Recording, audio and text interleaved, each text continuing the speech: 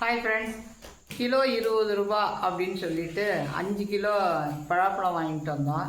அடுத்து பார்க்கலாம் எப்படி இருக்குன்ட்டு. ஒரு பக்கம் விழுந்துடாதீங்க. எங்கப்பா வரவே இல்லை. அது பலாப்பழம் அப்பா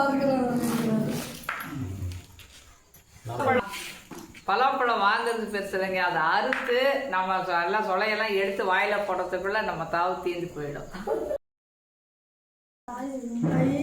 5 கிலோ பழம் வாங்கினதுல ஒரு 3 கிலோ பழம் வந்து தேரிச்சு, 2 கிலோ அந்த தோல். பரவாயில்ல, வாங்கினது பரவாயில்லையா இருக்கு.